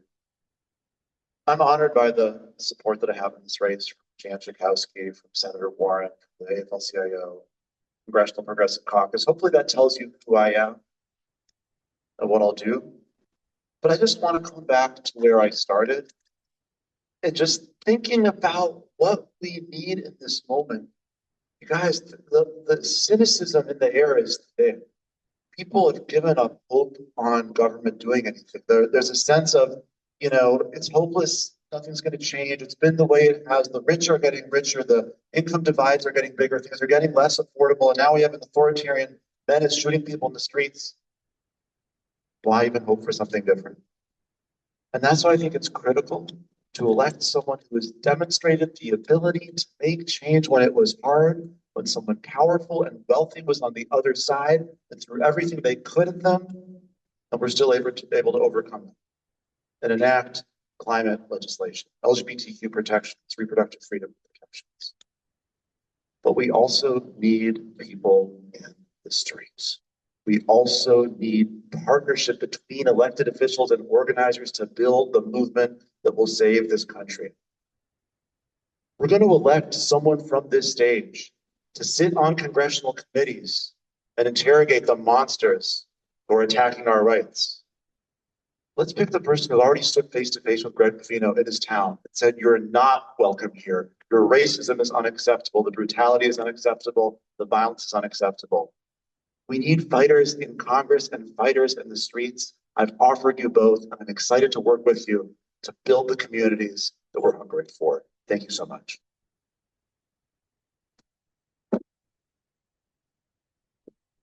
You have choices. Got some very stark differences. Got a career politician, and then you have somebody that has had a heart of service. Mark my words. We saw what this administration did the last time we had a transition of power. January 6th attack on our Capitol.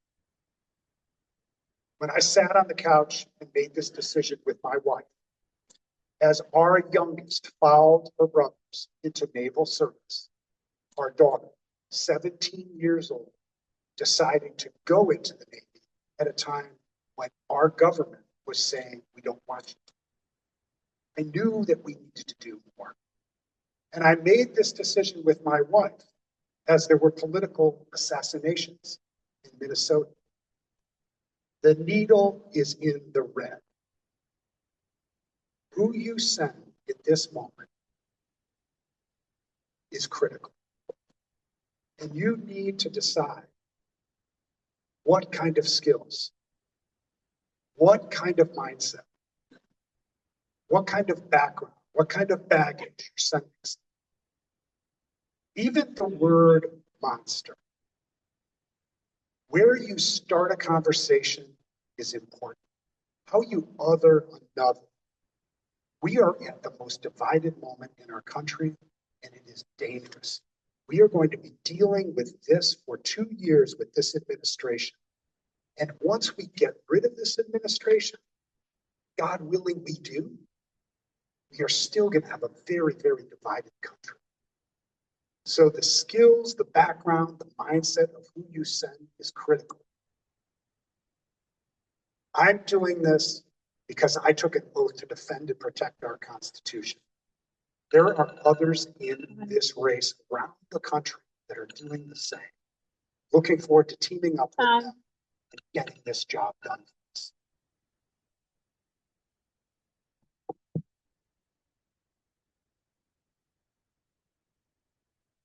First, thank you to the Westridge Action Network for hosting this evening. I know it's a volunteer-led group and a bunch of organizers. This is not easy, so thank you for what you're doing and for giving us all a chance to connect with you all today. As mentioned, I've been born and raised in this district, and our story started with my parents building their life with -0, mathematicians, sorry.